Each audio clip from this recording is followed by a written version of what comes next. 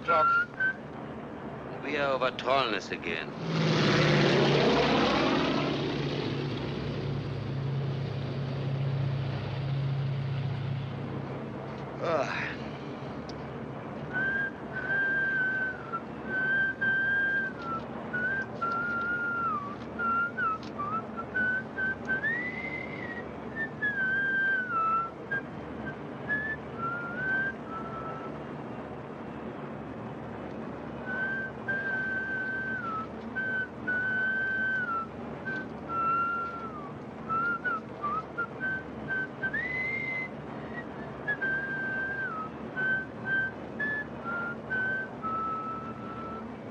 Look!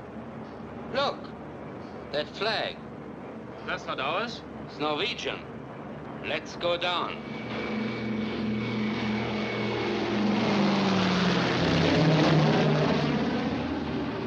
Our garrison headquarters flying a Norwegian flag. That's right. A Norwegian flag. Suggest you investigate immediately.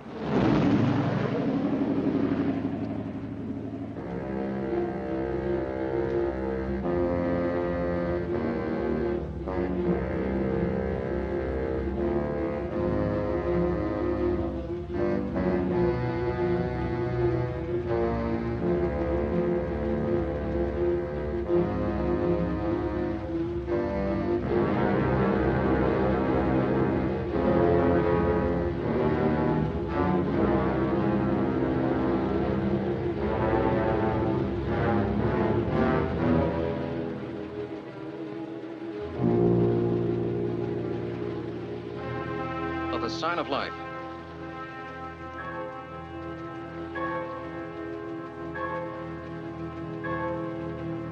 No smoke coming from the chimneys. There can be fire without smoke.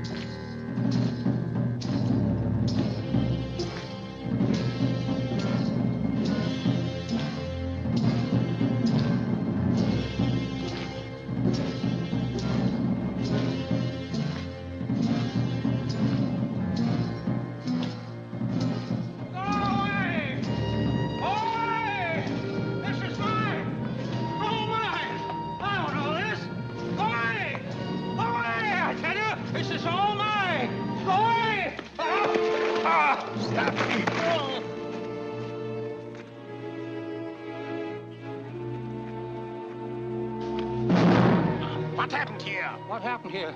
What happened here? The cannery. I built it. Yes, I built it. With beautiful machines stamped out on millions of cans. Casper Torgerson, Torgerson, Torgerson, Torgerson. I owned half the boats. Now I own them all. I own everything. Hopelessly insane. Get rid of it. Mine. Mine. The landing party will be divided into 4 groups. Each group will scour a section of the town. When they have accomplished that, they will assemble at a hotel. Yes, sir. It's all mine.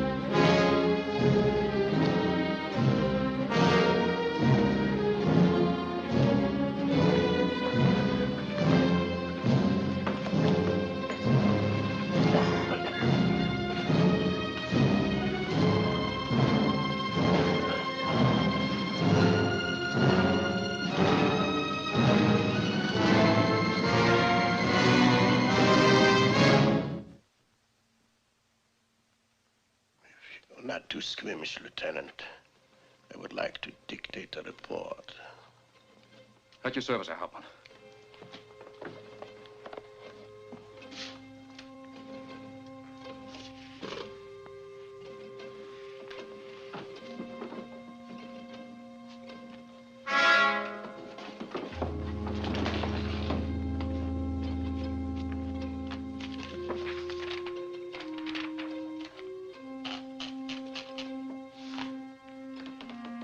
We entered the town of Trollnäs October 28, 1942.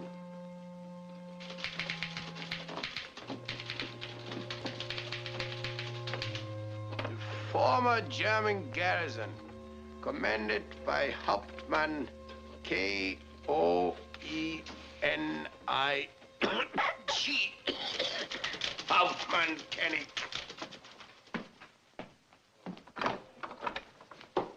Herr Major Rack. Heil Hitler. Heil Hitler, Herr Major. My credentials. Please sit down, Herr Major.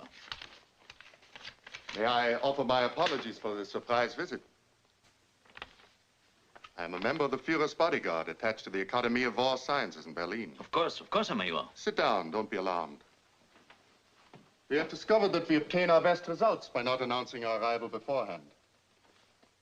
In Berlin, I have seen the files on all the commands of the central Norwegian coast. You are mentioned as a student of tactics, a good disciplinarian, an officer worthy of promotion. Herr Major, Sit down. It is not what I have come for. Can we be overheard? No, Herr Major. I will be brief. I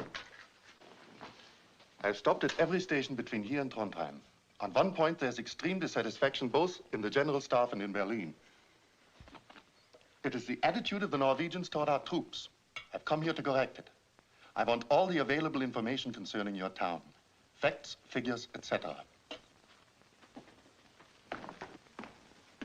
This is Trollnäs. Main industry, fishing. The cannery. It employs about 100 men and women. A few shopkeepers, a few professionals. In the hills, a few scattered farms. Total population, a little under 800 persons. Against them, our German garrison of 150 men. Well-equipped, well-seasoned troops. This hotel is our headquarters. Breastworks have been put up, trenches dug, machine guns are scattered all over the town. I can defend this town against anything, except an attack by sea. A revolt would be crushed within an hour. I must compliment you on your thoroughness, Hauptmann König. Thank you, Herr Major. I have been working on a plan every night since I've been here. It's not just a plan for this miserable town alone, but a master plan for all occupied territories. If Berlin accepts this plan... You've sent it to Berlin? Yes, I have. And I expect an answer by the next vote. If they accept it, I hope I shall be transferred. To the Russian front, preferably. You don't like it here, Hauptmann König? I am a soldier. It's one thing to fight soldiers. Those are ghosts. Then there's trouble here, too. Nothing you can put your finger on. Once in a while, a fire breaks out. A boat is sunk. A wire is cut. A shipment of fish is spoiled. The kettle boils. It's clear this town is no different from many others. Yes, especially of late. The underground newspaper keeps the people excited and stirred up with their silly tales of commando raids, guerrilla warfares, our losses in Russia. After all, I can hardly be expected to take... I have carried out all military regulations to the letter. Blackout every night after curfew. Precautionary searches. I'm sure you have. One thing more. My stay here will be brief. A few days at most. I shall want a list of all the troublemakers in this town. I would have to give you the name of every man, woman, and child. The leaders, do you know who they are? Every one of them. We begin right here in the hotel, right where my soldiers are quartered. The woman downstairs, the innkeeper. Her father was shot as a hostage when we first took over the town. She steals army food from the commissariat and distributes it in the village. I close my eyes to that because she's very efficient otherwise. I took the liberty of fixing your chair. You have a habit of tilting it back, and I noticed that the legs were too weak. Try it. Don't be afraid, I'm a good carpenter. You always have flowers on the table. My dead wife loved flowers. You bear such a strong resemblance to her. I'm busy. I have work to do. Yes, I know. Too much for a woman. Well, this could be a fine hotel. It needs a man around to fix things. I'm a good carpenter. You're a German. Now, for the rest of them, here in the town. There is Jensen, the shoemaker. He's sly, he bears watching. Solveig Bradegård, the baker's widow. Her husband was shot, but she carries on his work against us.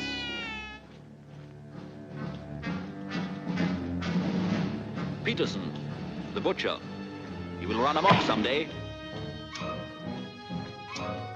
Old man Mortensen, the tailor. His son was arrested in Oslo. He's bitter. Lars Molken, he runs the general store. An old fool, but he's useful to them for errands. Karen Stensgaard, very active, very dangerous. Daughter of the only doctor in town, Martin Stensgaard. Where are you going? To Gunnar Broga. Karen, I forbid it. What have you against him, Father? He's not for you. I think he is. Sooner or later, the Germans will stand him up against a wall, and you along with him. Someone has to fight the Nazis. I'm a good Norwegian, yes, but I want to hold this family together. You're not the only one in Norway that wants that. Good night, Father.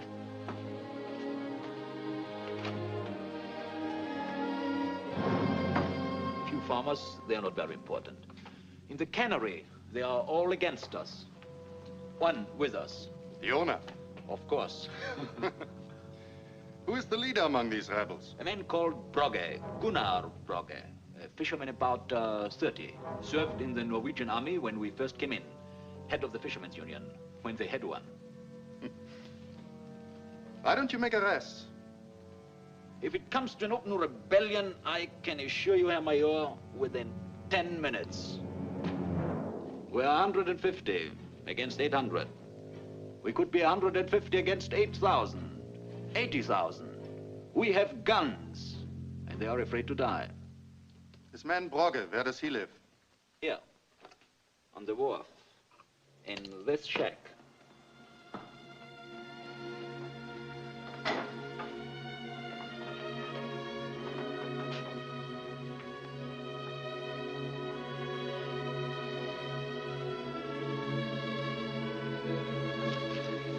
I can sail the coast to England blindfolded. The moon is bright tonight. They won't see me. Gunnar, maybe you could wait. For what? For another night, a darker one. I've had my fill of waiting. All right, then go, now.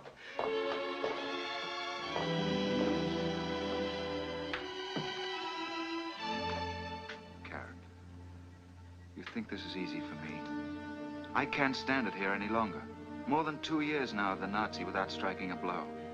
Other Norwegians have gone to England. They're doing something, fighting. But you've been doing things. Everyone here depends on you. Yes. Gunnar, how long? Gunnar, when? Will we get the arms, Gunnar? And we wait. And they never come. So you leave us. I must. You leave me.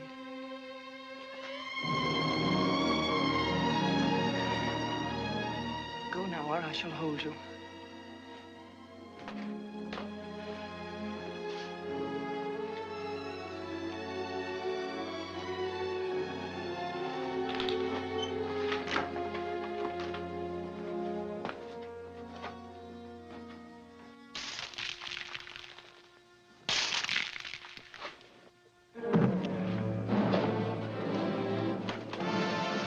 Into the other room.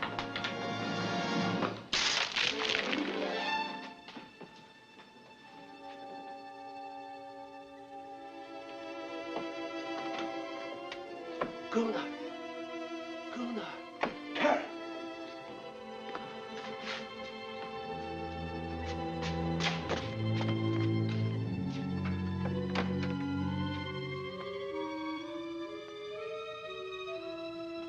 Hammer, what happened? What are you doing here in Trollness? In stocks at revolt. What? Revolt in stocks. How? When? Gunnar, I walked here. Talk? Bullet here. Karen, taken to to Osterholm's farm. It's not far. Gunnar, I can't walk anymore. Then crawl. Did you hear that bugle? It means Kennig must have gotten the news from Stocksund. They'll send out patrols. They'll search every house in the village for arms. This is the first house they'll come to.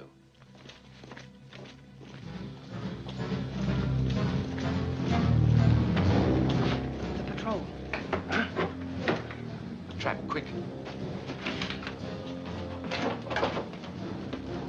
Hang on to the pilings under the wharf until they leave. Stay in the water, then use the rowboat. Hammer, please, try to hold on a little longer.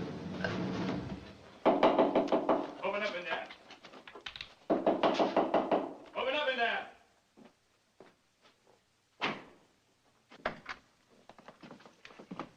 We have orders to search the place. All right.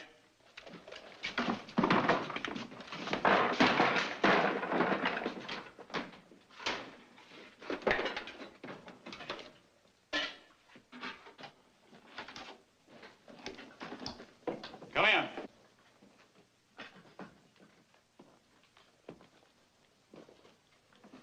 What's this for? That? Oh, I fish down there when it's stormy and I'm afraid to go out. All right, hurry up there. You too.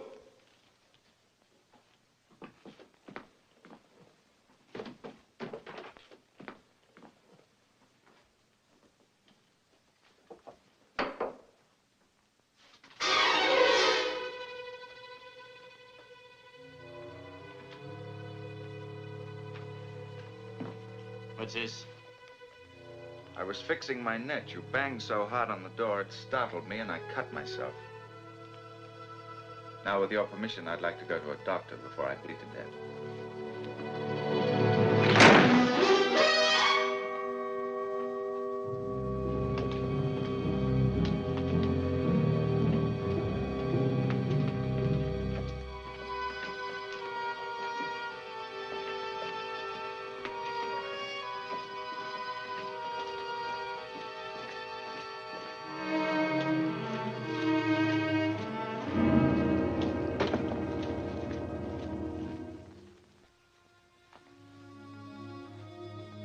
Crying anymore, Anna. They're gone. They had no right to search this house. They're searching every house, Anna. No, they had no right to search this house. They're not searching your brother's house. Oh, I'm sorry, Anna. I didn't mean to say that.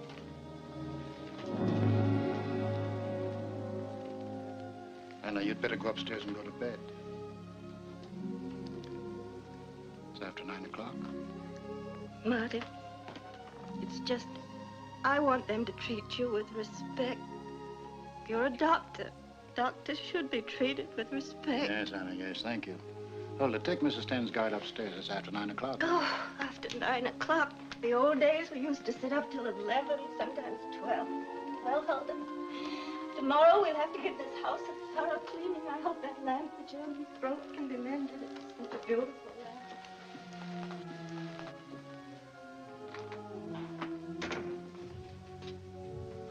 Cut my arm. What do you want? A man is on his way to New Osterholm's farm. He's badly hurt. Who is he? A Norwegian. Brage, why don't you let me alone? You're the only doctor in town.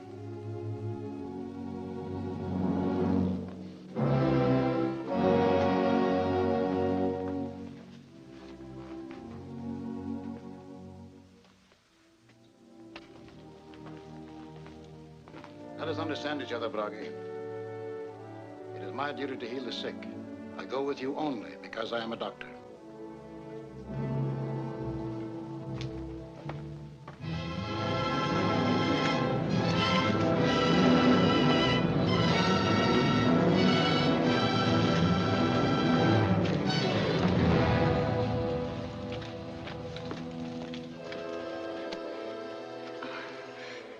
Please, Hammer. It's just a little ways now. I can't go any farther.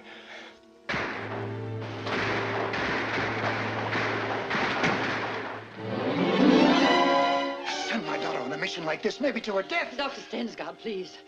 We're all as worried as you are.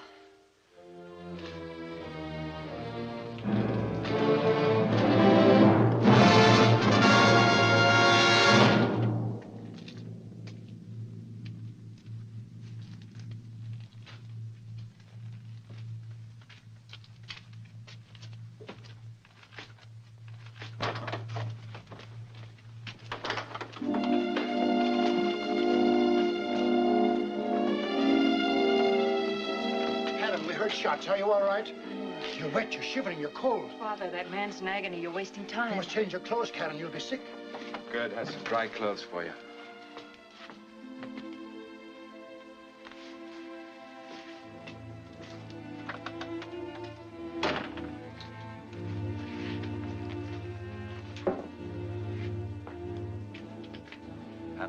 Here, cut his sleeve.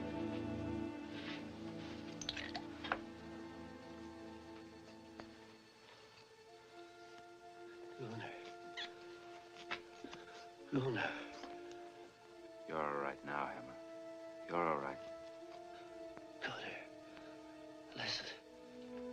Important. I got out. No one else. From the beginning. From the beginning, Hammer. This man is in no condition to talk. You must be quiet. Quiet all the night. Will he live?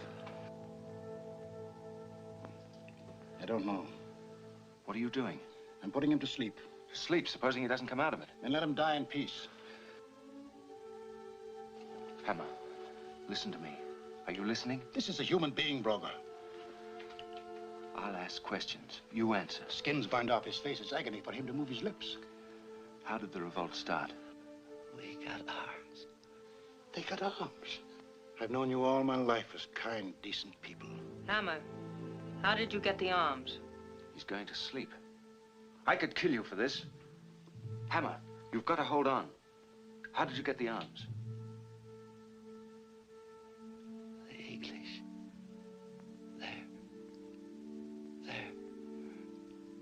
What, Hammer? What? Delivering arms. All up and down the coast.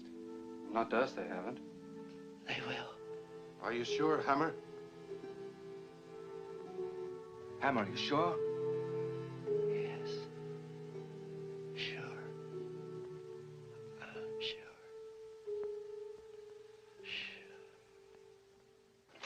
Did you hear that? Did you hear what he said? We're going to get arms from the British. He said he was sure. Arms, at last. God help us. God help us all.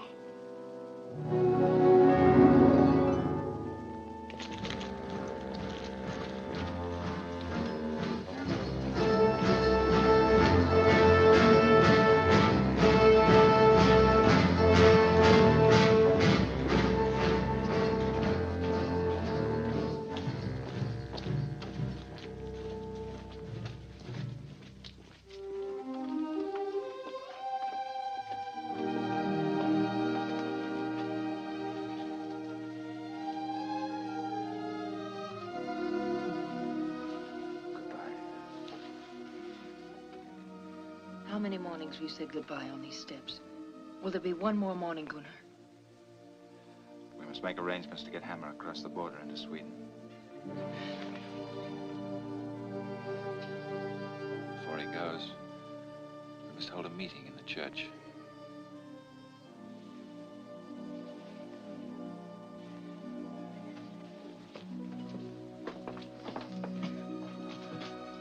It's important that in this matter of receiving the arms, the whole town be with us. They'll be with us. They'll follow you. Thanks.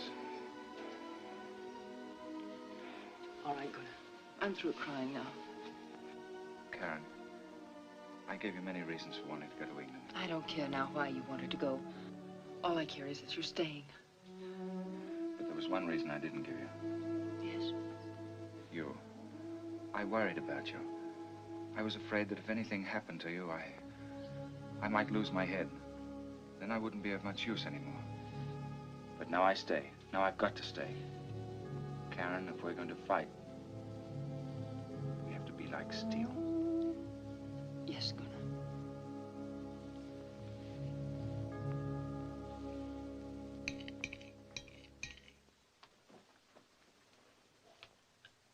Call us some more butter, please. There isn't any more, ma'am. There won't be any more till day after tomorrow. Good morning, Mother. Good morning, Father. Morning, Good Karen. morning, darling. How pretty she looks. You slept well. Wonderfully, Mother. Oh, I'm so glad you weren't here last night when the Germans came. I was visiting the pastor's wife. She's not feeling very well. Well, you must have stayed late. I didn't hear you come in. Did you hear her, Martin? No, I didn't. I'll help you straighten out the house, Mother. Yes, this house must be straightened out. This house must look as pretty as you do. Isn't she sweet? Darling, I had a dream. I had a wonderful dream. I dreamt things were like they used to be. I'd made a great big supper, and we sat around the table talking, laughing. Your father drank a little bit too much, fell asleep just the way he used to do. And Uncle Caspar told stories about how he worked his way up in the world. And you were playing the piano, and Johann was singing. Wasn't that a beautiful dream? Yes, Mother. Darling, that wasn't a dream. That's the truth. That's just the way it's going to be. Johann's coming home. Johann's coming home. Well, aren't you glad? Yes, Mother. I got the letter this morning. I must have read it 20 times. No, it isn't in my pocket. It's upstairs. I'll go and get it. I'll read it to you.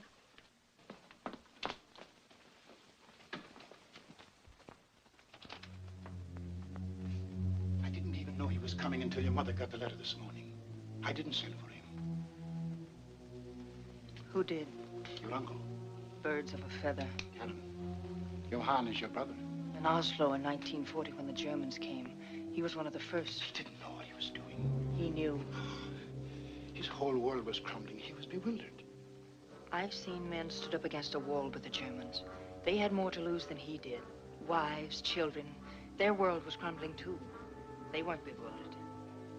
Helen, we're not all strong. There are some of us that are weak. When he comes, what will you do? The villagers of Tronus are his countrymen. They'll be his judges. They don't have to know. Why must everything in the world be either black or white? Because that's the way the world is these days. You and me have changed. Men repent. Why don't you wait and see for yourself? Let your mother see him once more. If he doesn't come home now, she probably never will again. Would it be better if she were to find out? We can keep that from her. We've kept everything else. Helen, let her dream come true. There are so few dreams left to do. Poor father. Poor father. There were many good things in the old life. Don't tear up everything by the roots. Maybe when this is over, we will all want to pick up where we left off. Karen, please. 2 years is a long time. A man can change. Let him stay here in peace. Let him feel that there is still a home for him to come to, that there is still a place where people love each other. Father, I say this for your sake, for his sake. If you can still stop him from coming, do it. Father, promise me you'll try. All right, I'll try.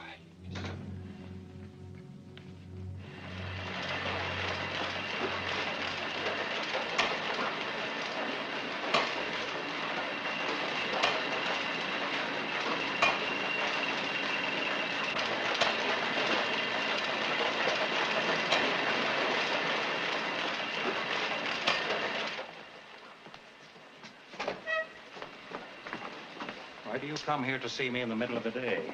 I'm a busy man. I have troubles of my own. Well, whatever it is, come on, say it and get it over with. Caspar, why did you send for Johann? Because I need him. He should stay in Oslo and finish his education. Why do you lie to yourself? He hasn't been near a classroom in almost 2 years. That's a fact. I'm a man who deals in facts. Caspar, if he comes here, there'll be trouble. No trouble. Johann's a smart boy. He understands the new order. You will write him. You will tell him not to come home. You will tell him to stay where he is. You will tell him to go back to school. Tell your daughter it's too late to write him. He's on the boat. He'll be here Sunday. When he gets here, I don't want you to get him mixed up. Your daughter doesn't want me to get him mixed up.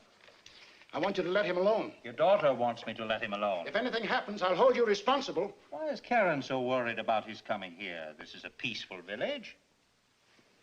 Or maybe it isn't. Maybe there's something going on. Something you ought to tell your brother-in-law about. Well. Facts. Give me facts. I'm a man who deals in facts. I can't understand it. You're an educated man, a clever man, a man who's always been willing to take advantage of every opportunity that came along. And now, when the greatest opportunity of a lifetime comes along, you flounder like a fish out of water. What is it? You want to be a patriot? Well, it's men like us who are the real patriots of Norway. Shut your fat evil mouth! The polite doctor shouts. The cultured gentleman raises his voice. What's the matter, Martin? Holding out for a bigger price? Hauptmann Koenig. Good morning, Dr. Stenscott. Herr Torgerson. Good morning, sir. Good morning. It is exactly 11. Everything is arranged. The men are waiting for you. Excellent, Herr Torgerson. Excellent. Did you hear what he said? Excellent, Herr Torgerson. And you slapped me.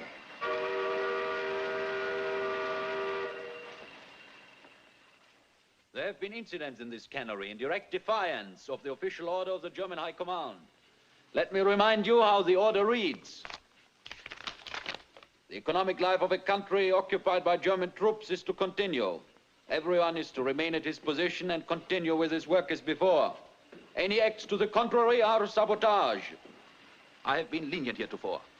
If there are any more accidents, if there are any more attempts to spoil the fish, such as making them unfit for consumption by kerosene or other means, men will be chosen at random and tried for sabotage by a military court. I will impose stricter measures on the town, forbid public gatherings, close the church. Tonight at the church. Fishing will be forbidden. The cannery will be shut down.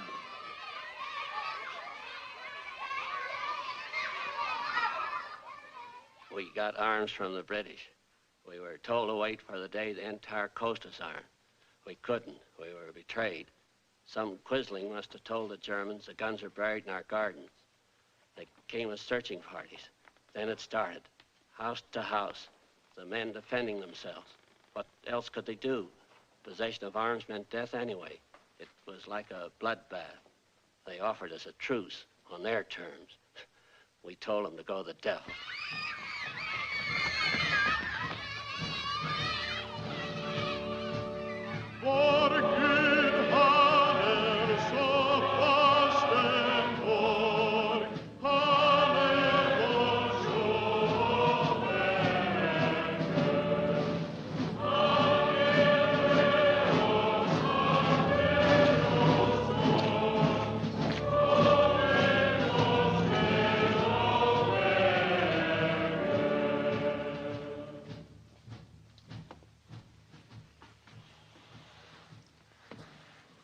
How are you situated? How many of you? 104. One machine gun and 2,000 rounds for the rifles. We were facing them with our backs to the water. On the other flank, we had a little hill which we could keep pretty well covered. That's how we stood when the attack started. About that time was when young Olaf Brande tried to launch the boat. Olaf Brande was a friend of my son, the one who was arrested in Oslo for cutting wires. He called to the women and children to get in the boats, and he'd set them adrift until it was over. But they couldn't make it. The Germans raked the wharf with machine gun fire. The women and children? Most of them were lying on pilings under the wharf. You could hear them crying. What happened to the women and children? Those that tried to run for the boats were shot. There's no time for tears. Be quiet. Go on. We fought until dark and held them off. About 9 o'clock, their firing stopped. We sat back and began to talk over whether or not we could make the boats in the dark. There had to be a way out. Then the planes came. They sent down flares and then dived. Houses started bursting into flames. First one, then another. The whole fjord was yellow. Even the trees were on fire. I guess that's all. Stocksund was a nice town. Once I was going to open a butcher shop in Stocksund, but my wife was against it. Oh, excuse me, I didn't mean to be funny. Hammer has told us that the English are delivering arms up and down the coast. We'll get them here. You've heard what happened in Stocksund. That may also happen here. Oh, no. Not if you plan your strategy. Lars Malkin may be right. That's another question. The question now is, do we agree to accept the arms? Are we together when they come? Each man should speak his mind, here, now. We say the whole coast will be armed?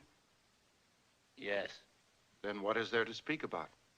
Is there anyone here who can't see what that means? No, this is not the way. Every man must speak his mind. Pastor, what do you say? I say it's wrong. I say it's against God's will. I say it's murder. They slaughtered us in the streets, and you talk about murder. Wait. Wait, you'll all have a chance to speak. Let him have his say. Believe me, I understand. But do not infect us. It would only make it worse. By him who died on the cross, I swear I'm no coward, but in my very soul, I know this is wrong. You are a man of God, Pastor. But in these times, In these times, I must cry out all the louder. How can you trust a man who talks like that? God have mercy on you. We pay you a good wage, 300 kroner a month, and now you turn on us. I am not turning on you. he has a right to say what he thinks. That he has. Go on, Pastor. No, I've said my share. And you, Dr. Stensgaard? No, not now. Then it's settled. No, not yet. I don't agree with the pastor, but there are doubts in my mind. You doubt. When my son in Oslo was arrested for cutting wires. You're the devil with your son in Oslo. You're a traitor. I'm a farmer. If I lose my farm, there must be a reason for it. The sacrifice of one poor village. What will it accomplish? What sacrifice? What are you giving up? Your life? Maybe they'll take that from you whether you fight or not. Your farm? It isn't yours anyway until you fight for it. Your peace? What peace is there when a body of troops can come in the middle of the night and arrest you as a hostage, to be shot for something you never did or never even thought of? Like my father. To live in constant fear, to have blackings at your windows, to talk in whispers, to have guards at your church doors. Do you have any more objections? All I did was ask a question. A man has a right to ask a question. I'm satisfied with the answer. Sixtus Anderson, you are a man for whom we all have respect. You have taught our children, even some of us. We have found you to be wise. Surely in this matter, your wisdom... He's fallen asleep. No, I was not asleep. I was thinking what to say when you asked me, and I knew that you would ask me. What can I say to you? How can I advise you? I find now that I've lived more than 70 years, and all I know from books. And in all the books I've read, not one do I remember that gives me an answer. Perhaps I read the wrong books. Forgive me if I failed you. All this may prove a point. Vote. Let's have to vote. We are all Norwegians. I love my country as much as you do. You must believe that. What would you have us do, Dr. Stensgaard? Wait. A tidal wave has swept over us. It will recede, and when it does... We'll all be drowned. Ask yourself these questions. Do you want your country ravaged, your homes burned? Do you want your children bombed as they were in Stocksund? Ask your children those questions. All right. Take the vote. All those in favor? Hold on, Gunnar. How do we know the pastor and some others won't betray us? No. Dr. Stensgaard won't betray you. He's a good man. I work for him. I know he won't betray you. Excuse me. Thank you, Hulda. Those with us?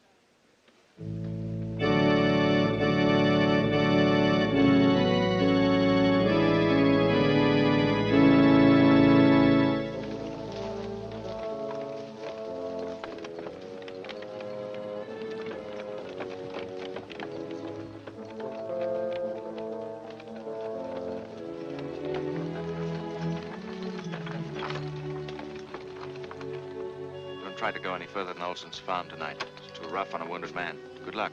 Don't worry about me.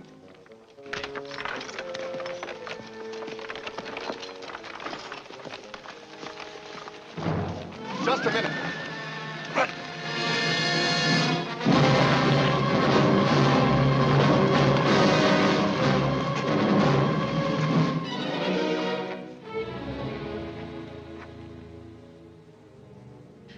What do you want? You want them to hear you in the hotel? Where's the guard? Don't they have one here at night? He's at the back. He'll be around in a minute. Who are you? Who's down there? I did not see anybody. I heard voices. Hauptmann K. Not now, later. So you're gonna Brugge. Lovely night, Miss Stensgaard, for running through the woods. Feeling better, Sister Gerd? Good. Now let's get down to business. A dictionary, Oslo edition, 1937. I give it to you now in case we have no opportunity later. Who are you? A British agent. How do we know you speak the truth? You don't. Now, when arms are landed in this village... We fight. Good. No. You wait. No matter what happens, keep your people in check till the whole coast is armed.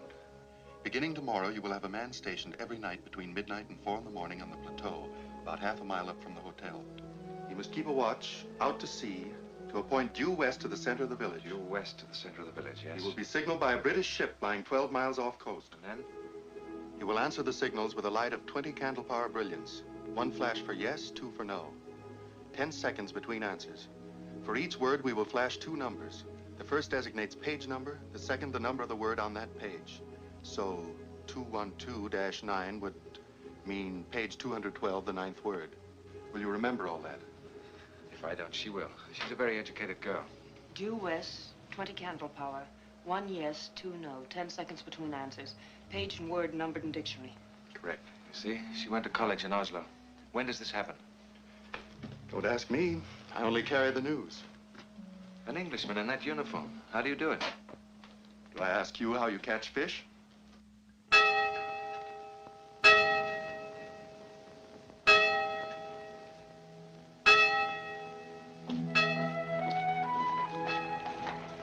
I'll not be left out of things, do you hear me?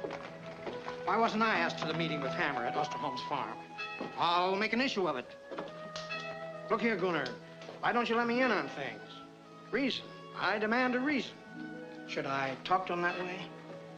Or should I be clever? Wheel it out of him. You're wearing out your shoes. Leather is ration too. I'll show you. I'll show all of you. I'm not useless. You'll come to me yet, Mr. Gunnar Brugge. I'll show you how to beat the Germans.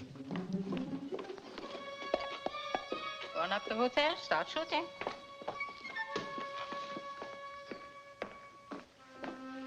Good morning. Good morning. I want a bag for traveling.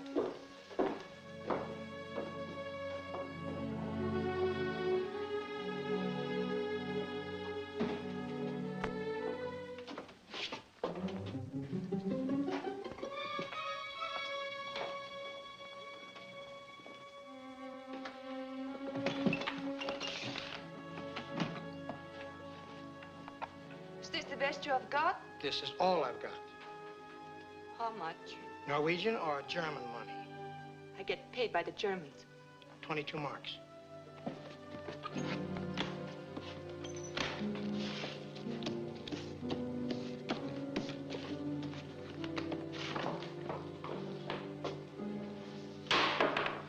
Go up to the hotel, she says. Start shooting, she says, the old... Hotel?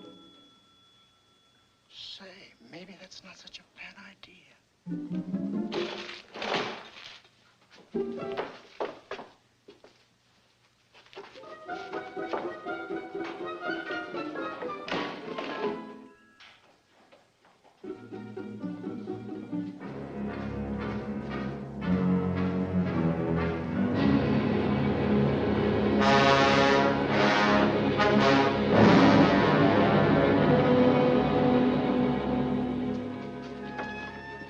Hey, Paul, want a boat ride? We're going out to get the mail. No, thanks.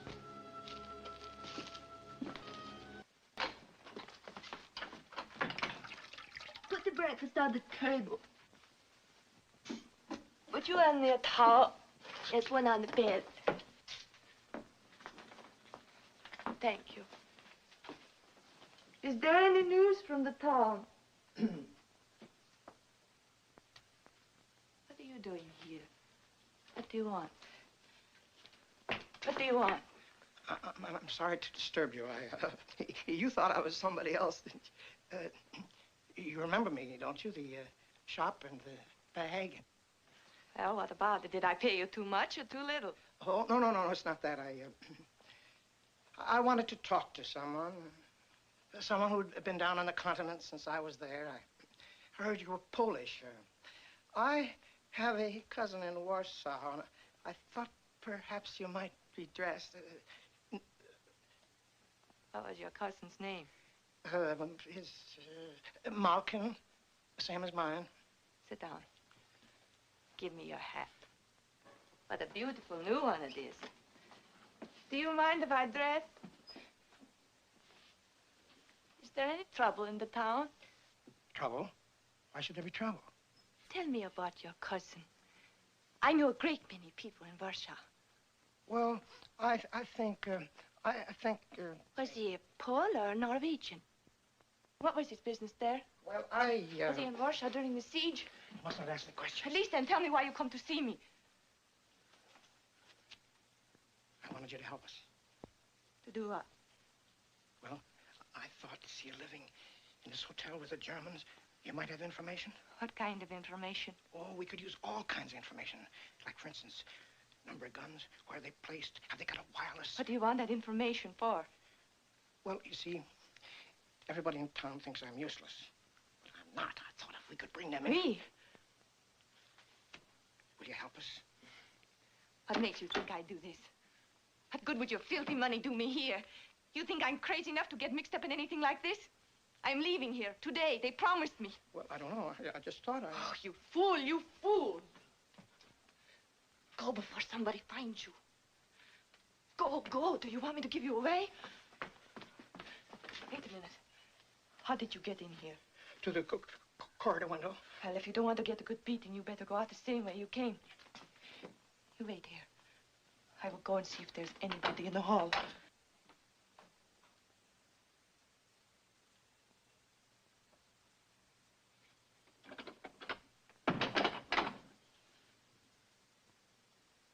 What are you looking at? It isn't forbidden to look. For you it is, you swine. You foolish sow! Go ahead, I dare you to hit me. You won't always be with the officers. I can wait. You will rot first!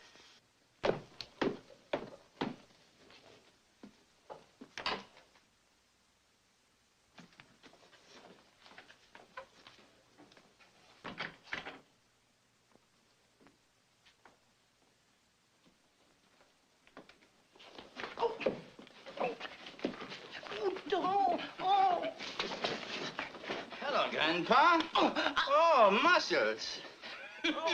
Not bad. Teeth, too. Halt!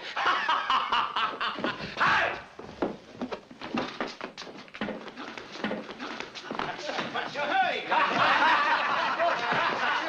Look, Ben. Look what came out of Katya's hole. Let me at him. I'm serious.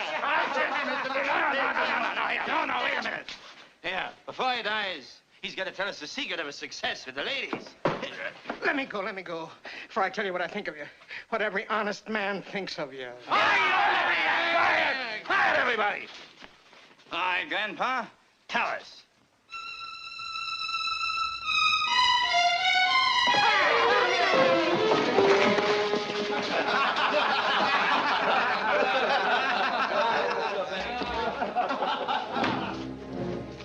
Brave Nazis. Very brave indeed.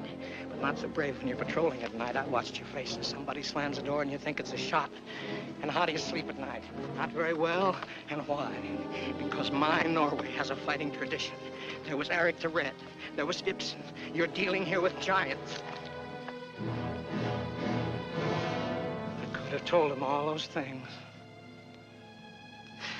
I didn't say a word.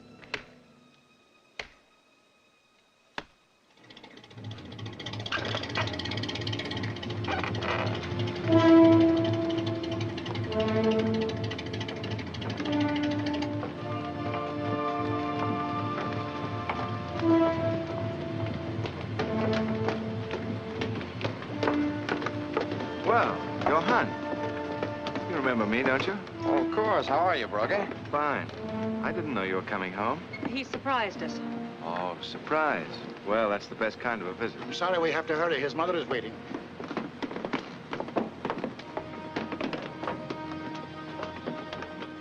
Official letter for Hauptmann Koenig from Berlin. Maybe we'll be lucky and they'll transfer him. Berlin has said no to my plan. They've ordered me to stay here. Now I remain nothing. Command of a garrison. Garrison in which even my own troops hate me. You weren't even listening. I was, but the boat is leaving. You will not go to the boat. All the time I was talking, you weren't listening. You kept thinking about yourself. You promised. You are not going back. You're staying here in this hole like I am. You promised. You are staying. You promised. You are staying. Liar! Liar! You are staying. Liar! You are staying.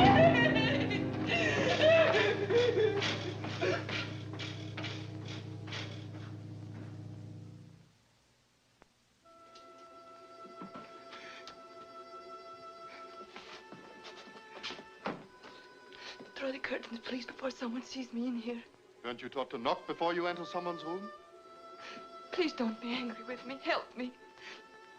I don't know what to do.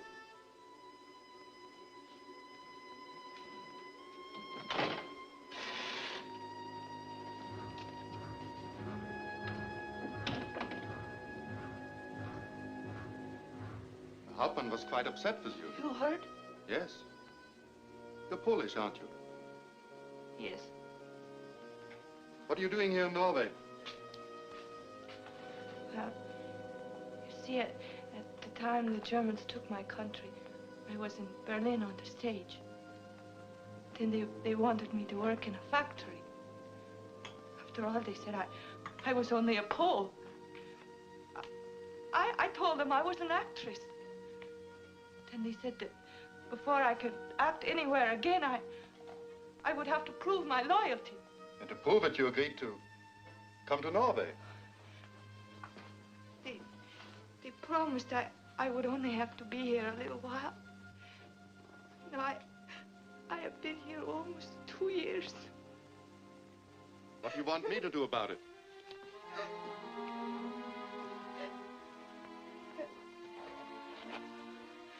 I thought that since you are here, a high officer, that maybe you would talk to the Hauptmann, get him to send me back. I am afraid to stay here any longer. What are you afraid of? Everything.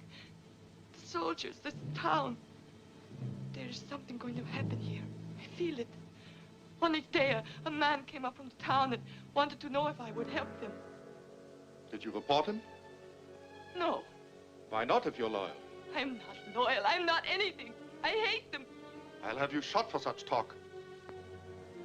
No, you won't. I know you're not what you pretend to be. I saw you talking to those people last night. It was I who warned you.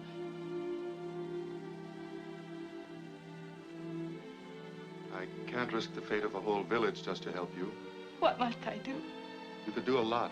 You could help us all. You remember the old man who came to you and asked for your help? No, I won't. You wanted me to tell you what to do?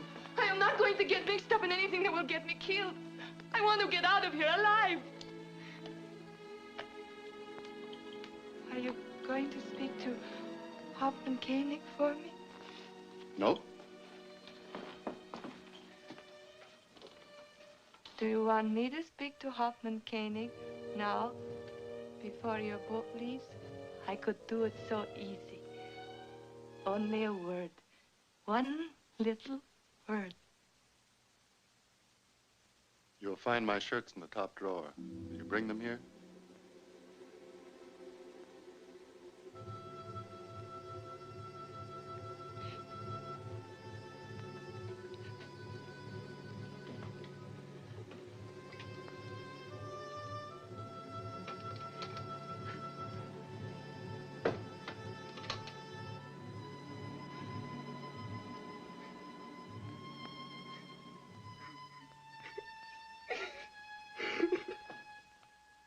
Da vet jeg dalen klokkene går, da ringer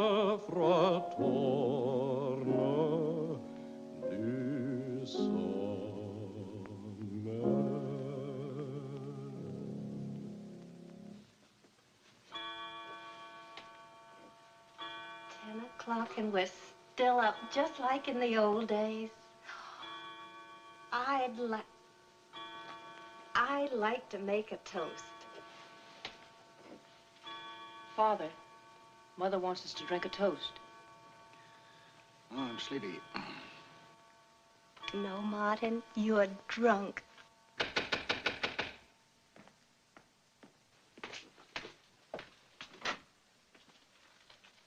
Hello, Mother. Good evening, sir. Well, it's a fine thing. My sister's son comes home, and I'm not even invited to my sister's house to welcome him. Oh, forgive me, Casper. I forgot. You see, there's so much excitement. Oh, forget it. Welcome home, Johann. Dr. Casper. This is nice. Family life. Mother, father, children, all together. I can see now I missed a lot by never getting married. But I have Johann. Like a son he is to me, just like a son. Now I can settle back and take things easy. You'll help your old uncle, won't you, Johann? Well, that's why I'm here, Uncle Casper, to help you in the cannery.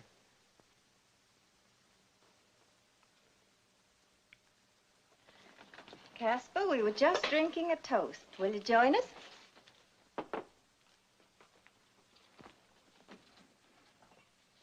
Now, let me see. What were we drinking to? Oh, yes, to peace. May peace come again and soon. To a free Norway. I'll drink to that.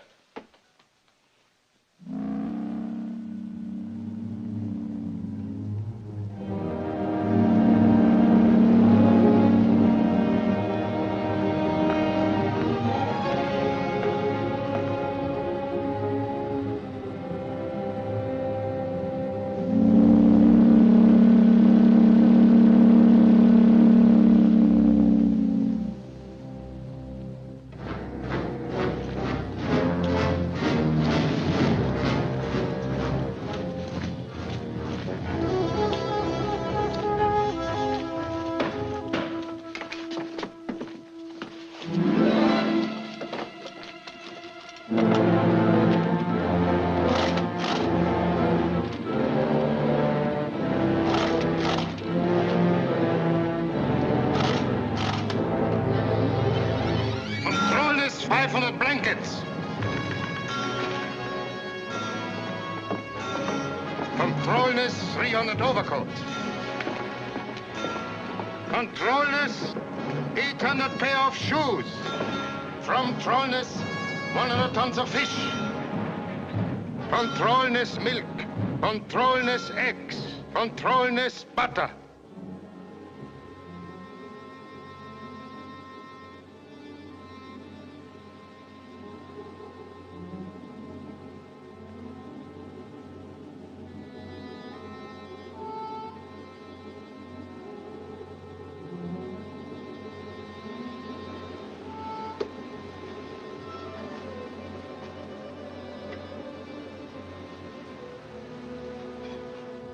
Be ready in a minute. Fräulein, the orders are that any person out after curfew may be shot on sight. Then why don't you shoot me? Why should there be hate between us? There's such a thing as being in the war and yet outside of it. We all have our own lives. All of us, even those who have the strongest faith, would like to stop fighting. We'll fight until we push the last one of you into the sea. Perhaps what to say is true. Perhaps that will be the end. The resemblance is remarkable. Good night, Fräulein.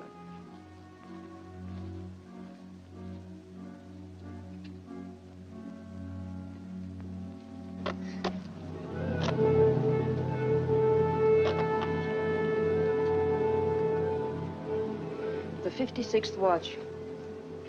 I feel like shouting out across the seas to the whole world. Hey, world, we're waiting here in Trollness. Don't forget us. Go ahead. Shout. Maybe it'll help. Tell him to be quick. I'm getting old. When my father was my age, he already had 2 children. What must it be like to live in a world where there are no Nazis? Good.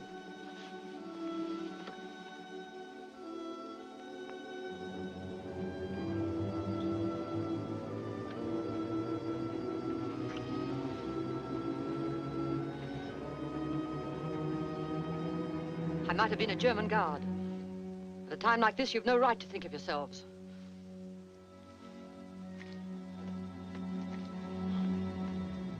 Poor girl. She's unhappy.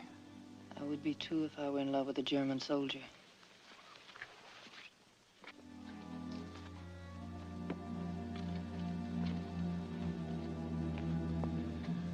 Have you got everything? Yes?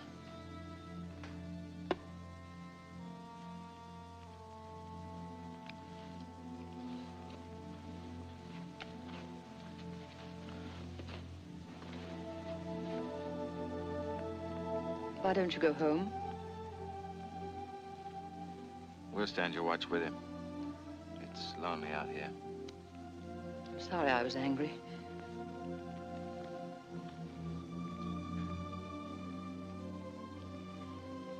Lend me your handkerchief, will you, Gunnar?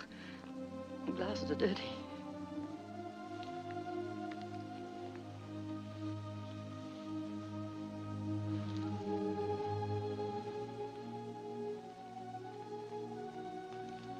It's better. Thank you.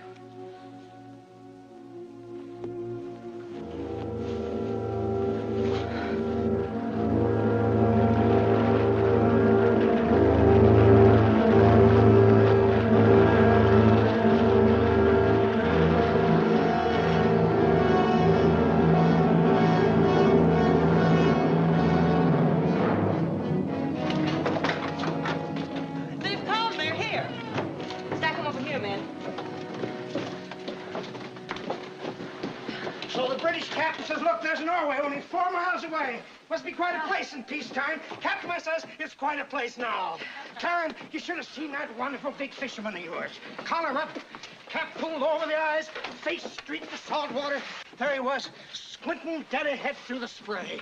The picture of a Viking. I never heard Gunnar so talkative. Every time the boat rolled, he'd say, we're not in your store now, eh, Malcolm? And me so seasick, I was afraid I wouldn't die. It's the same with me. It got to the point where I thought I could stand no more. And at that moment, I heard our motor stop. Are you sure this is the right spot, Gunnar? Yes, says Gunnar.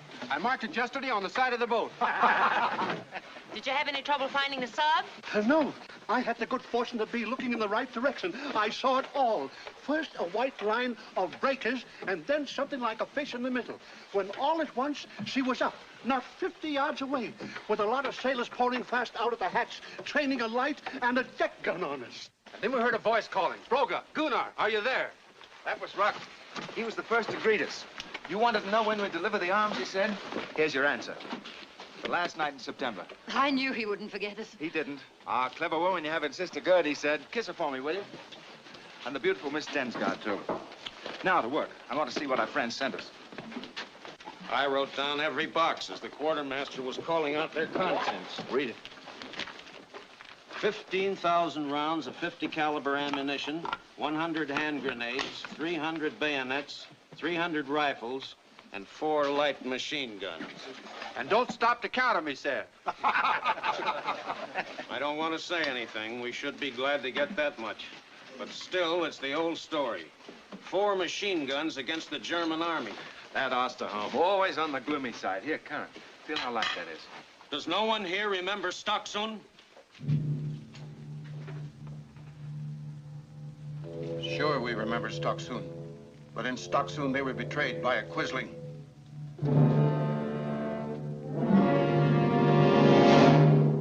In Trollness, we too can be betrayed by a Quisling. Speak up, Karen. Tell them who might betray us here in Trollness.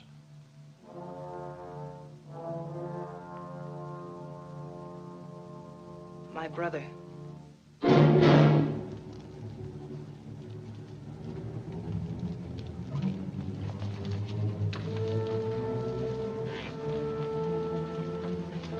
This is the tree. Mark it. All right, Gunnar. I won't be long.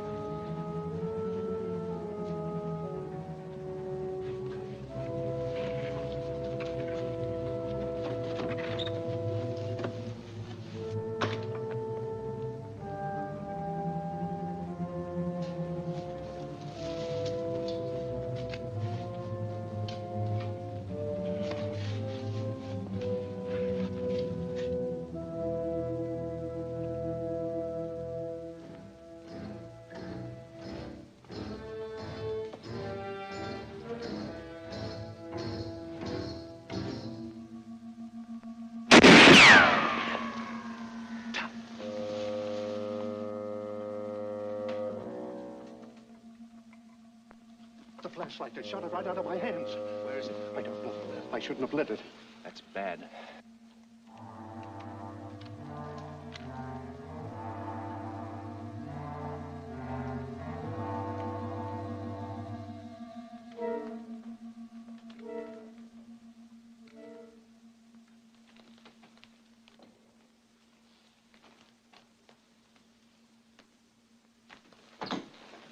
Hello? You can see for yourself what ungrateful people they are. They speak of loyalty to their country. And how do they prove it? By provoking the Germans into destroying it with their plots and conspiracies. What do you want, Uncle Casper? You and I, Johann, we're the only sane ones, the only calm ones, the only smart ones. We'll come out of this all right, no matter who wins. When I came here, Uncle Casper, it was with the clear understanding that I was to be left alone. Well, I've left you alone. Well, let it continue that way. I made a mistake in Oslo. I'm not a Nazi. Why, it isn't a question of being a Nazi, Johann. It's a question of protecting what's yours. This cannery is mine now, but it'll be yours someday. Tomorrow morning, because of this nonsense on the hill, Koenig is confiscating all the fishing boats. He's afraid the villagers might use them to get arms. Do you know what that means, Johann? It means that our cannery will have to close. Now, wouldn't it be better if, quietly and without any fuss, you could find out what they were doing on that hill? Wouldn't be hard. The villagers trust you. You could listen, ask a few questions. Well, Johann? No. No, I won't go through it again. What I went through in Oslo. And all my friends found out.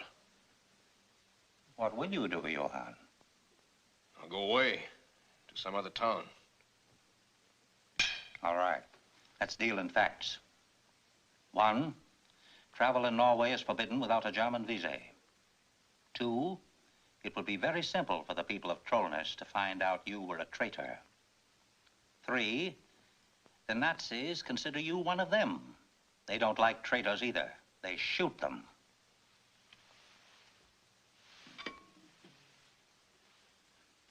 See, Johann, the facts speak for themselves. Where'd you get this? Can you fix it, Mr. Malkin? I think it can still be used, don't you? Well, where'd you get it? I found it. Up on the plateau in the woods? Yeah. Why? Is it yours? It's lucky you found it instead of the Germans. How do you mean? Well, you see that hole? Yeah. German bullet went right through there, shot it right out of a fella's hand.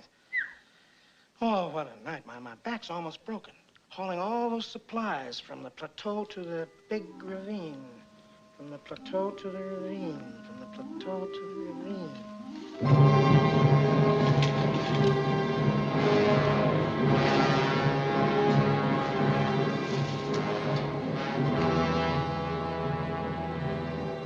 Well, a fool's errand, there's nothing.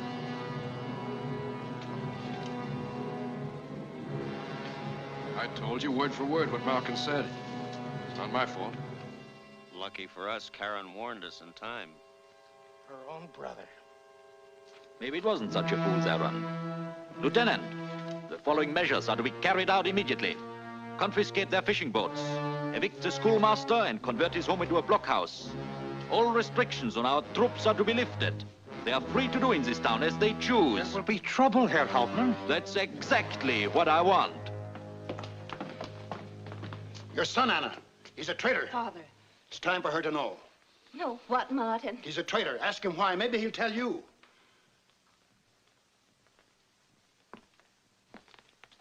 Johann, you tell them the truth now. It'll be better. You tell them the truth. All right.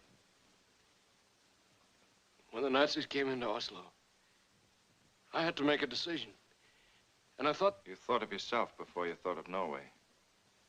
Yes. That was in Oslo, but here, that day on the boat, you gave me your word. I didn't realize, Father, that once you're in, you can't get out. You can, if you're not afraid to die. Karen, if I could get out of Norway, to Sweden, England, any place, you can help me get out. You people have ways. I know you've smuggled thousands across the border. Not long ago in Trondheim, they helped a Quisling to get across the border. No sooner was he across than the people who'd helped him were arrested. 10 men were shot. The rest sent to a concentration camp. No, I wouldn't do that. You know I wouldn't. Karen, tell him I wouldn't. You wouldn't want to do it, Johann. You didn't want to go back to the Nazis either. But you can't help yourself now. You're weak, Johann. Karen. Mother, I wish I could speak for him. I wish I could say to Gunnar, help my brother. I wish I hadn't been the one that had to warn them against him. Father, they'll kill me. No. No, we won't kill you. It isn't necessary to kill you. By this time, there isn't a single person in this town who doesn't know that you're a quisling. Soon, all Norway will know it. What can I do? Mother, what can I do? Oh, my boy.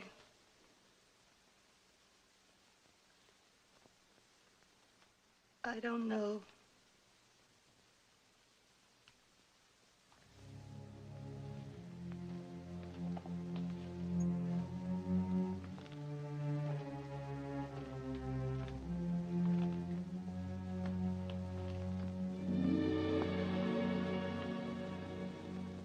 In the name of the German Army High Command, I hereby decree the immediate confiscation of all vessels. It is forbidden to leave the harbor. It is forbidden to remove any equipment from these boats. Any resistance will be crushed by military force.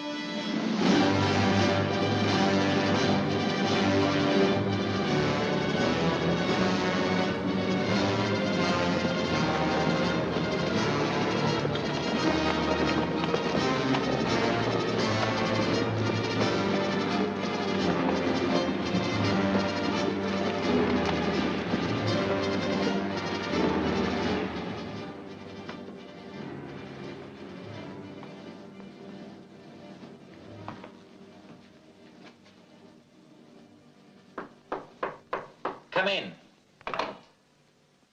Yes? Good morning.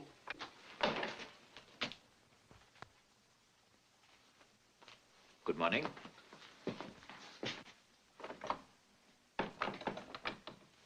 My name is Sixtus Anderson. I'm the schoolmaster of Trollness, retired 7 years. Your men came to see me this morning. They were kind enough to offer me 48 hours to move my things. What little odds and ends I have, my books. Yes?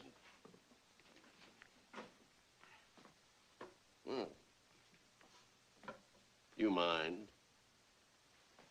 What with the scarcity these days, it's been some time since I've smoked. What do you want? Thank you. I thought it only right, considering that you are de facto commandant of the village, to acquaint you with the decision that I've made. I'm very busy. I know. I hope you'll forgive me. I know I'm being selfish. But, why did you want my house? For a blockhouse. But what was it you wanted to see me about? I cannot let you have my house. You what? I must forbid you to enter my house. Are you insane? I could have you shot. I know. But if you're interested, I'll tell you what brought me to my conclusion, which is, I can assure you, completely unshakable. You see, I'm well past 70, and at my age, it would be foolish for me to be like Socrates' enemies and fear death more than I love truth. Go on. I have no guns, no airplanes, no force. I disdain. Silence!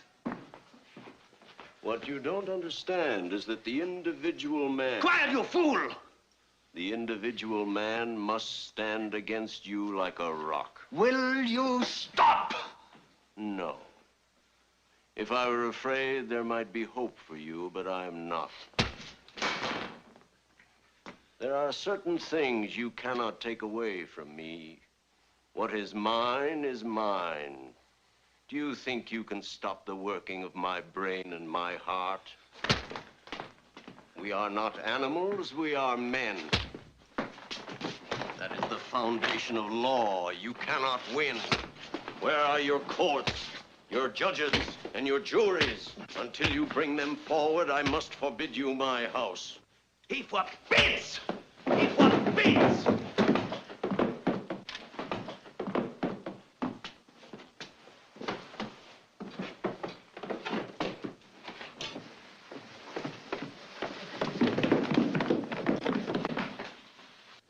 Attention!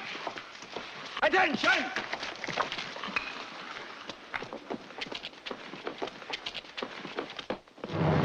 I give you men 45 minutes to clear everything out of his house. Clear him out, too.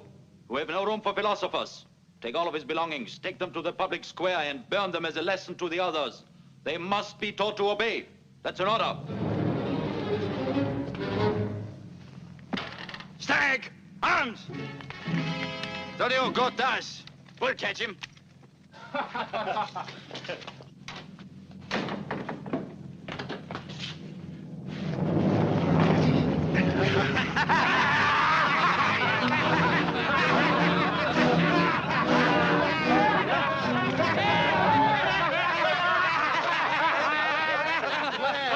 A little goat almost got away. You better throw me a rope. So you like to run, grandfather. Go on!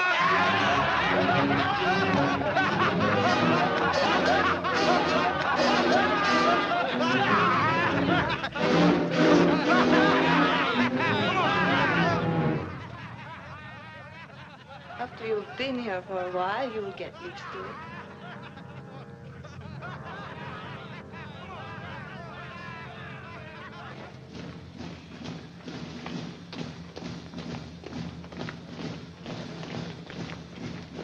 Here! Ho! One! Ho!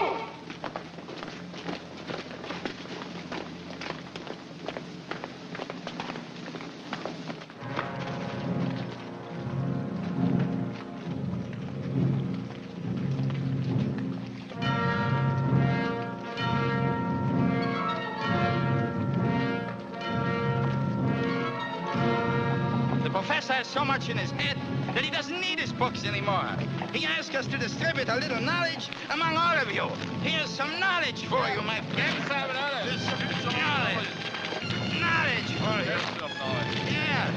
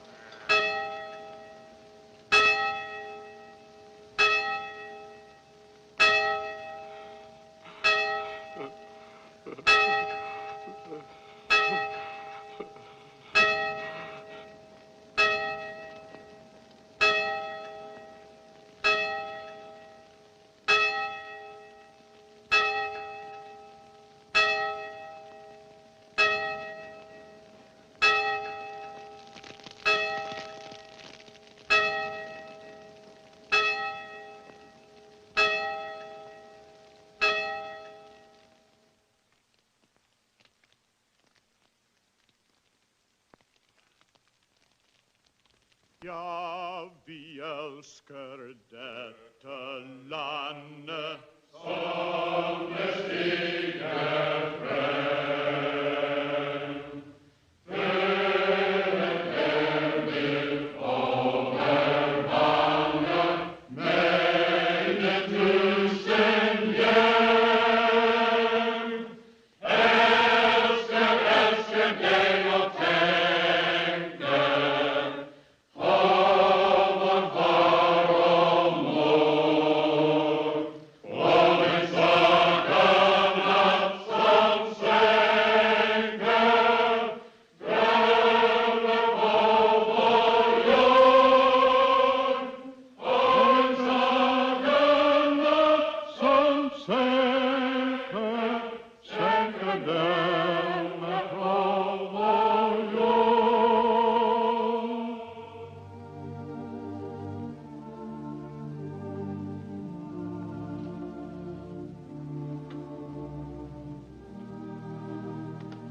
All right, brother.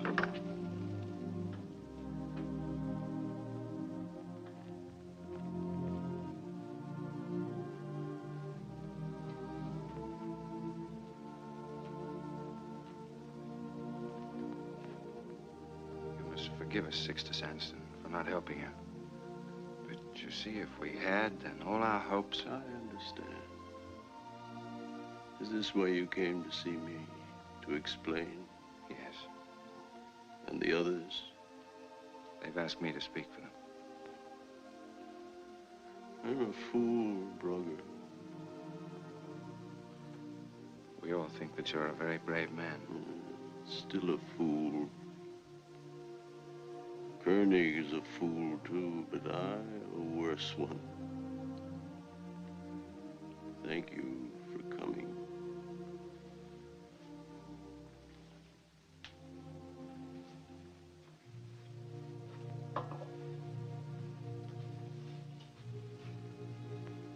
Each day we learn a lesson.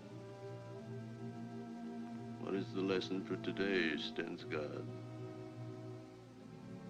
The individual cannot stand like a rock. Even a rock can be crushed. It's obvious. Tell me, Stensgaard, do you think that again I prove a point?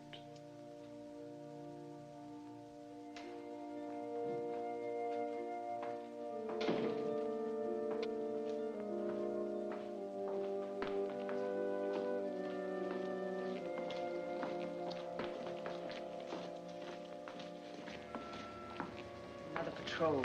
Every day, every day. Days to come will be even worse. Koenig wants to make us lose our heads, trying to force our hand. He will, Gunnar. Our people won't stand it much longer.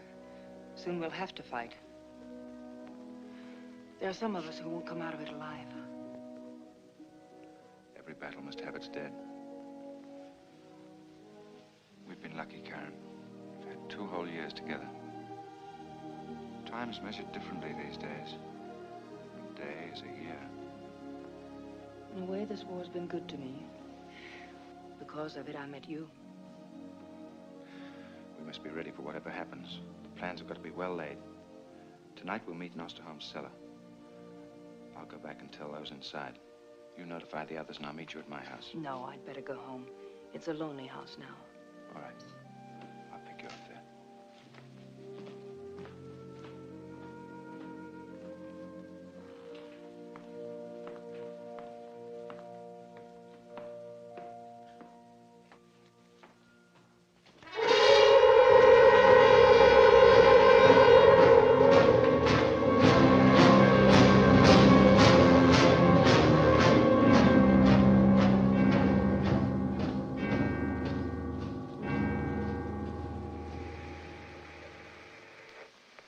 Will you shut that off? When the English gave us this, they told us to use it. Well, why do you have to use it here? If the Germans caught me, I'd be dead even if I had 9 lives. A meeting in my cellar, guns in my cellar, and now an illegal radio in my cellar. Will you shut that off? Mr. Churchill's going to speak. For a week, you've been saying Mr. Churchill's going to speak. So far, all I've heard is static. All the same, Mr. Churchill is going to speak. Good evening, Holder. Oh, good evening, Mrs. Stensgaard. Doctor? Good evening. I came for Karen. Karen's not here. Oh, please come in. You're welcome. You know, we were about to have some tea. We could sit, talk a while. Huldah. No, thank you, Mrs. Stensgaard. I haven't got much time.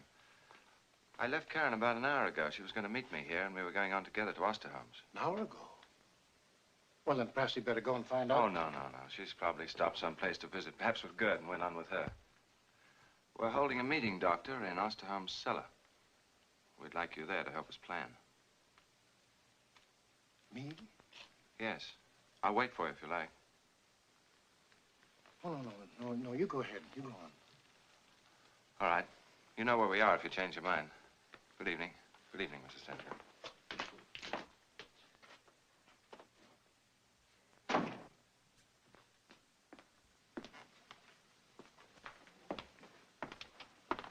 Martin, you go. Go on with them. Your heart's with them. I know it is. I knew it this afternoon when you stood in the square and you sang.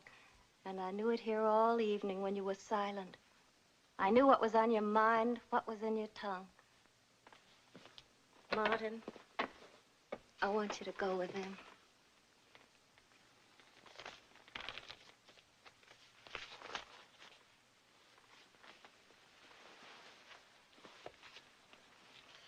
Now, there's your hat, your cane. Doctor should always look his best.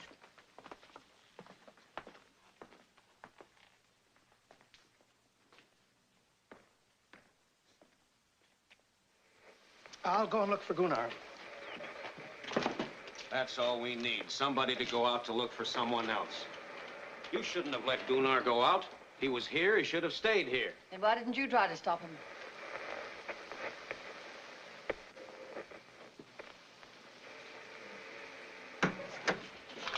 I think they're here. Now will you turn that off? Dr. Stensgaard.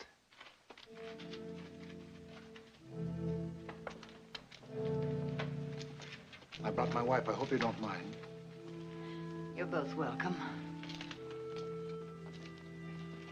Dr. Stensgaard, this is your chair. Sure. Mrs. Stensgaard, will you sit here? You're expecting him to come? Oh, yes. Oh, thank you. But my daughter and Gunnar Broga, they were supposed to be here. Yes, we're expecting them. They're a little late.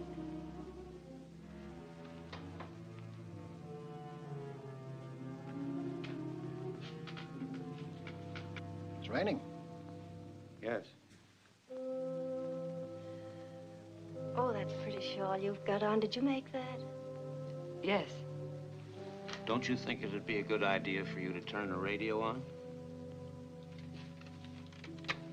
What you said.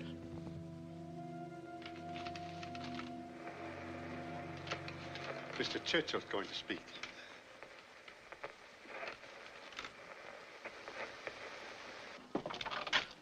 She's not here. Gunnar. I've looked everywhere.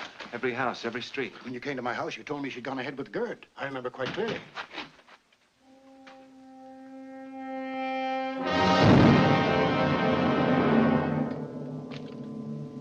Karen. What is it? Karen, what is it? Perhaps you'd all better go. Leave us alone. No. Let them hear. Let them all hear.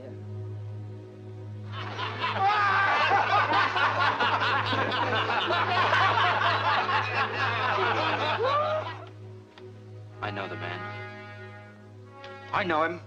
Gunnar, if you think that now is the time to fight, we fight.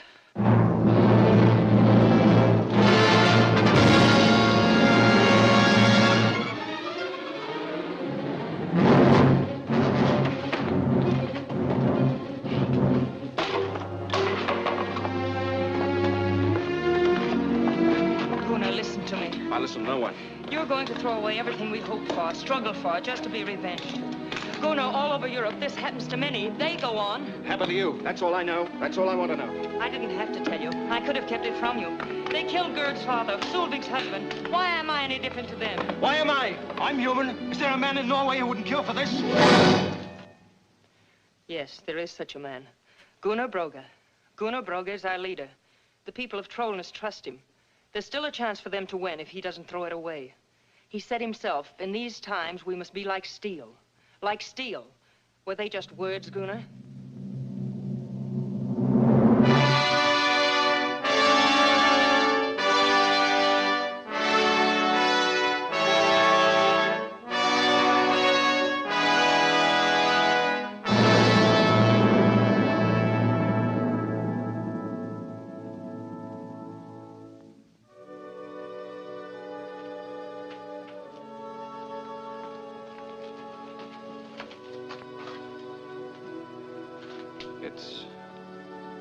It's hard to find words for such a thing as this. When you put flame to the tip of a harpoon to temper it, even the hardest steel melts if the flame is too hot. I was full of such a flame. Karen is right. We'll not fight now. These things are not forgotten. They're written down in books. In days to come, people will say there were giants here in Trollnäs. We came here tonight to learn our plan of battle. What is it, Gunnar? You're our leader. From now on, every one of us must be a leader. I'll draw you the plan here. Remember it. Remember it well. That is symbolism, and that is the message of the Atlantic meeting. Do not despair, brave Norwegians. Your land shall be cleansed, not only from the invader, but from the filthy quislings who are his tools. Yield not an inch.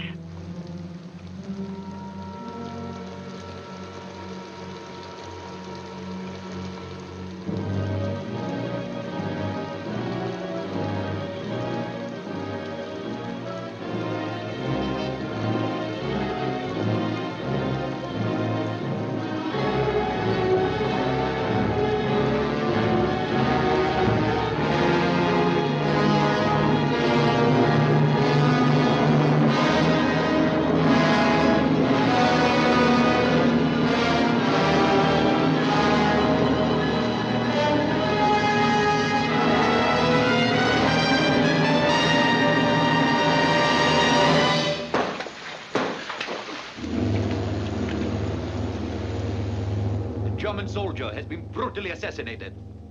We're in a foreign land, surrounded by enemies, by a civilian population of thieves and assassins.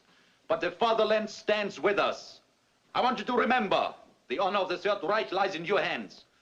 No man shall die unavenged.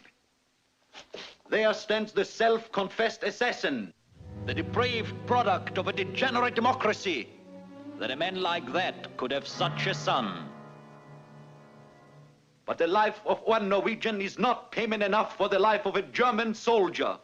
As an example to the rest of the population, every one of their leaders will be shot tomorrow morning at 7 o'clock in the public square.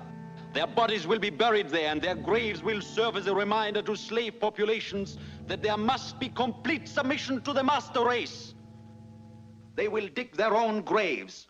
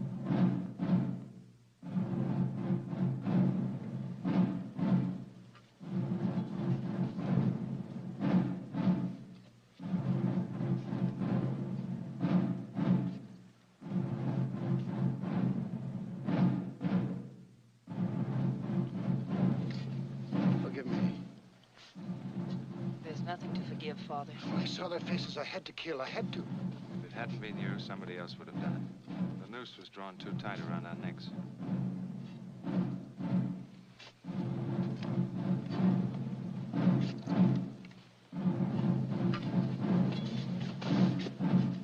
You will see, Torgerson. From now on, this will be a peaceful village. I hope so. O God, if this suffering must be, bless those that serve thee and want only freedom. But whatsoever thou decidest, may thy will be done. Well, Mr. Torgerson, I think it is time. Lieutenant, proceed.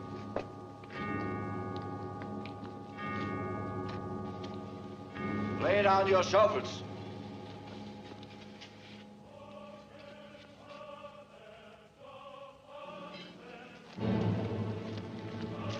Lieutenant! Cover each entrance. If they don't stop when ordered fire, the execution will proceed.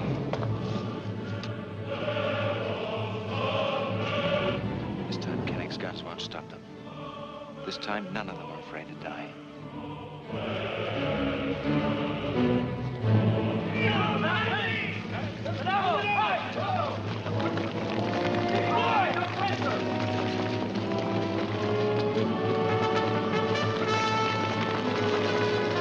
Get them prisoners ready.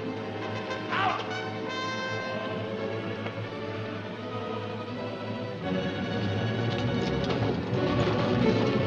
Attention! Go back! Your leaders have betrayed you. They deserve to be shot. Go back! I will intercede on your behalf. The canneries will be reopened. Fishing will be resumed. Your boats will be given back to you. There'll be peace again. Work again. Breathe again. Go back!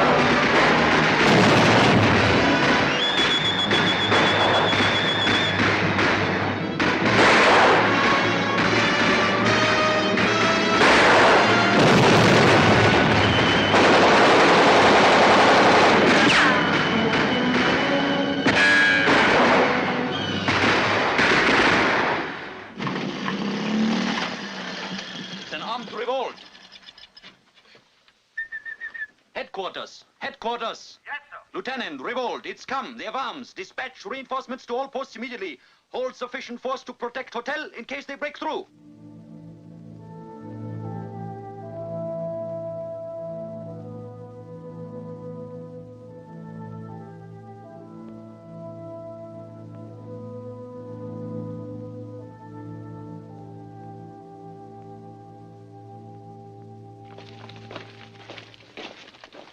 The orders were that women and children should stay under cover until we get to the boats.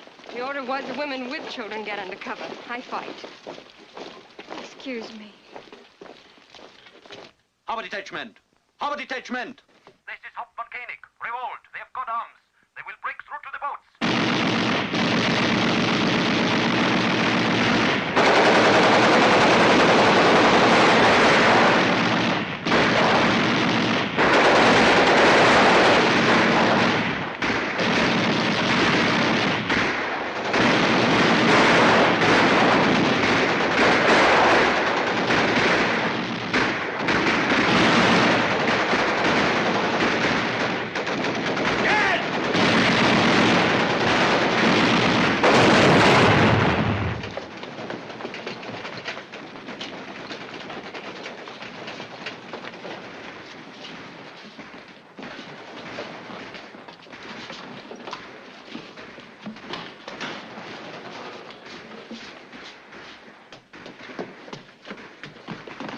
Go back to your room.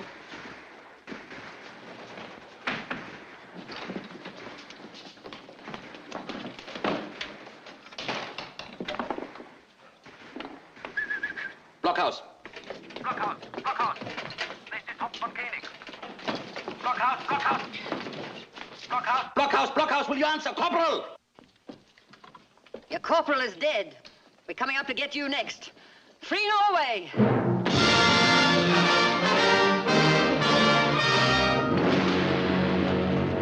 Harbor detachment. Harbor detachment. Harbor detachment. Harbor detachment. Yes, this is the Harbor Detachment, the Norwegian Harbor Detachment. If you want to ride to England with the women and children, come down here. We're saving a place for you. Place machine guns in the woods east and west of the hotel. When that rival advances across the clearing, wipe them out with the crossfire. Yes, sir.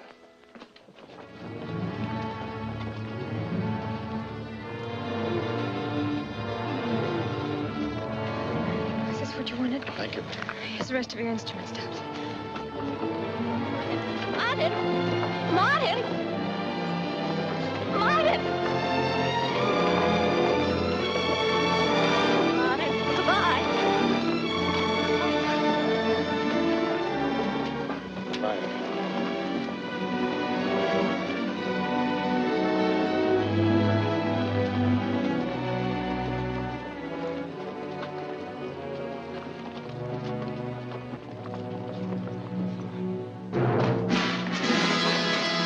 The machine guns are placed, sir.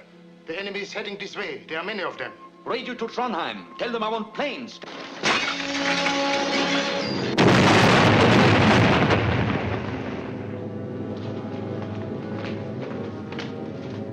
It means our radio is dead.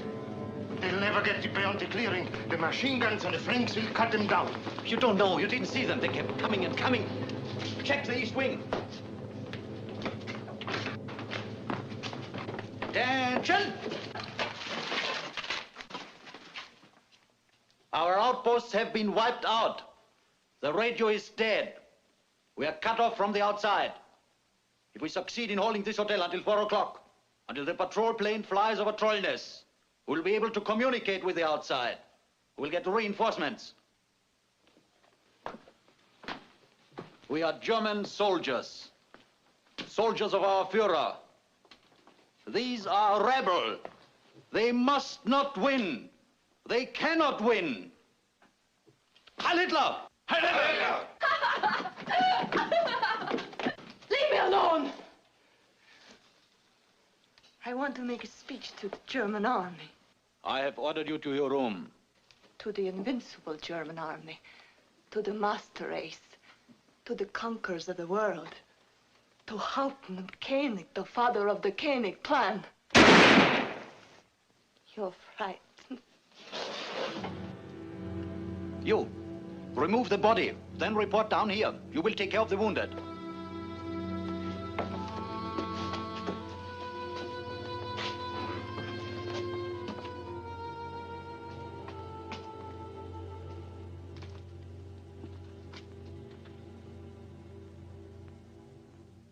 Now remember, as soon as you get out of the woods, spread out so that you won't make good targets.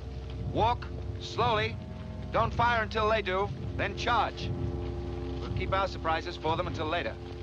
We've got to get this over with before their 4 o'clock patrol plane checks the town.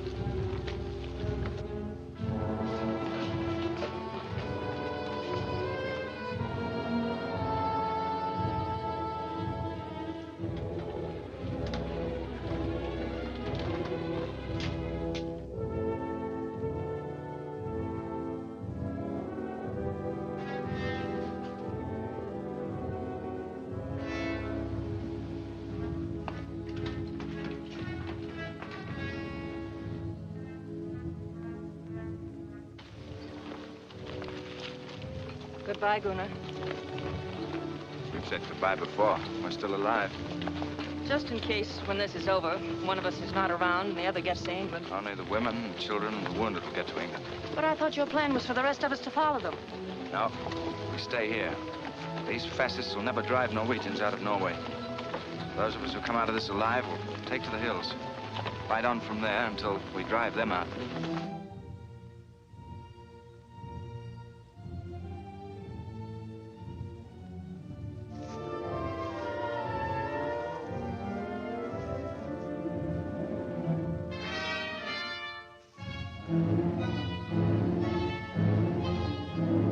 Corporal,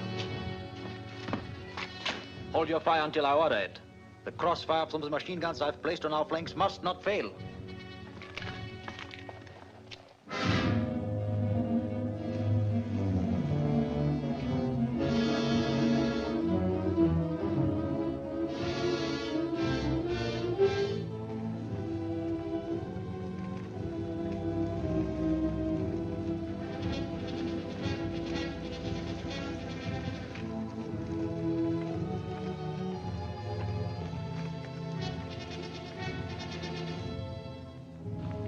Pick up their guns. We need all I've got and more. Why aren't they firing, Gunnar? Where are they?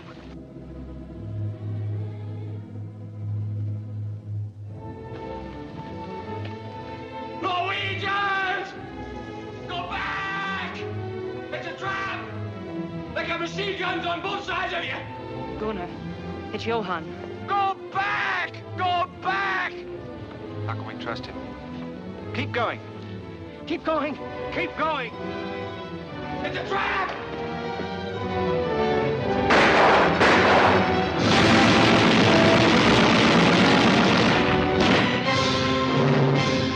Go back! Believe me! I'm with you! With you! Believe me!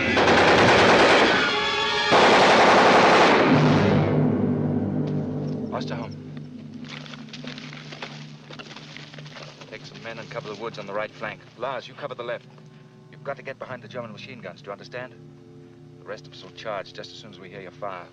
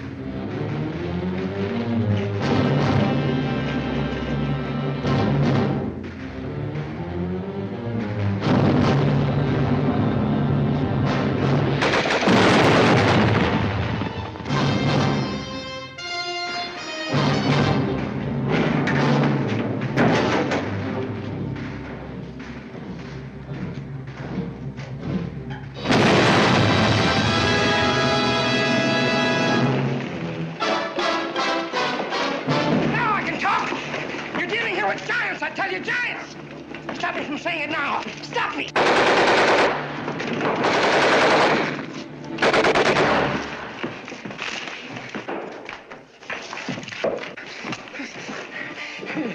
Go up to the hotel, she said. Start shooting, she said.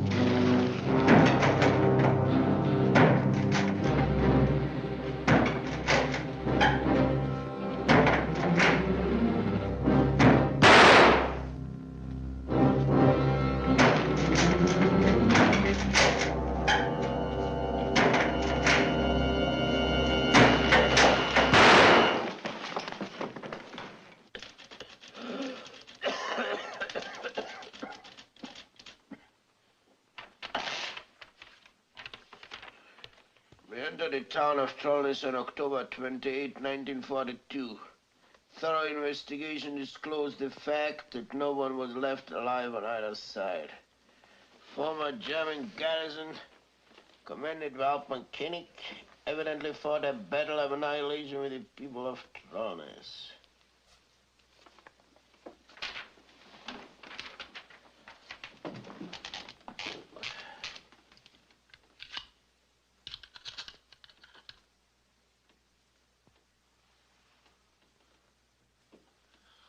At this, Hauptmann Koenig died a hero's death for the Führer and the Reich. And the town of Trollness is once again flying the German flag.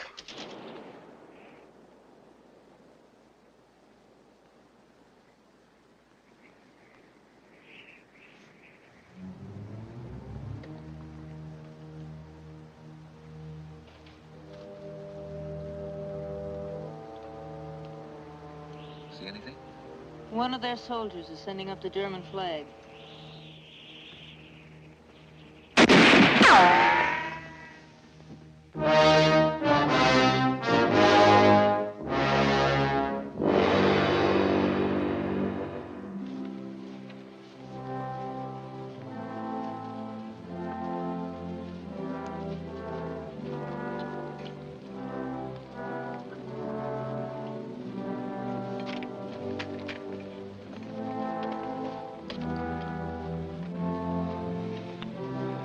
It's all right, I can walk alone.